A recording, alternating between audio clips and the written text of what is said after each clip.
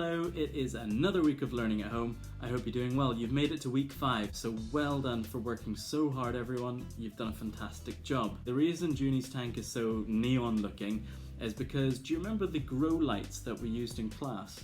Well, I've actually taken them and I've put them onto this tank in the hopes that it might actually help some of these plants at the bottom to grow. Our experiment in school showed us that the grow lights actually did seem to help the plants when we didn't have sunlight. So here's hoping. Anyways, Juniper doesn't mind too much, do you? Oh, and one more thing before we get into the week, I've got one new section for the video and it'll be a game or an app that helps you with your learning. So stay tuned for that. Right, let's get into the plan for the week. You should be able to see on the screen somewhere around here-ish that I've changed the plan for the week a little bit. The first thing to note is I know this looks kind of scary, so how about we look at all the breaks first. These are the breaks that I've scheduled in through the week. Then let's have a look at the different sections. Now the sections are basically the same as you will have been doing the last 4 weeks.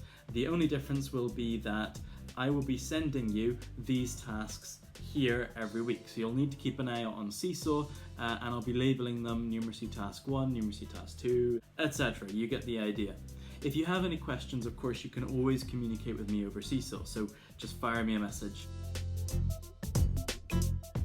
So I thought it was great that for last week's challenge of the week, some people took me seriously when I said that you could actually do it kinesthetically by actually making out the cards and the envelopes. So well done to all of you that found the answer using whatever strategy.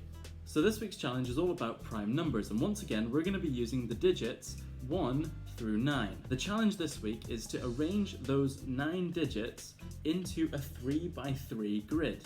The catch is you want each row and each column to add up to a prime number, and it can be any prime number. So for example, I've got 2, 6 and 5 and they add up to 13. You have to make sure that each row and each column adds up to a prime number. See how many different combinations you can find. If you want an extra challenge this week, I want you to see if you can find out whether or not it's possible to have the rows and the columns and also the diagonals adding up to prime numbers. Give it a go. I look forward to seeing your answers, but most importantly, how you got them.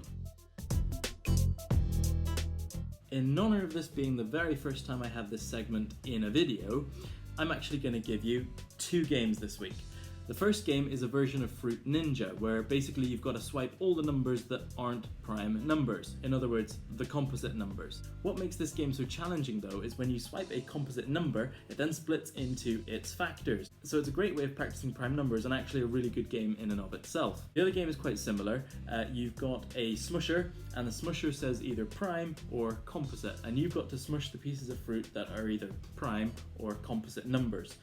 Both of them are a fantastic way to really get the hang of prime and composite numbers, to make sure that you develop your quick recall, plus they're quite fun. So they're in the description. Have fun playing them this week.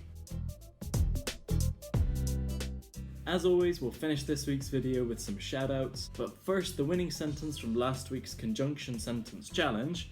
I can't use the name that the person wrote in this, so I'm just going to change it to I. This person wrote, "I'm funny, I'm kind, I love my dinosaurs, but at night I secretly turn into the one, the only..."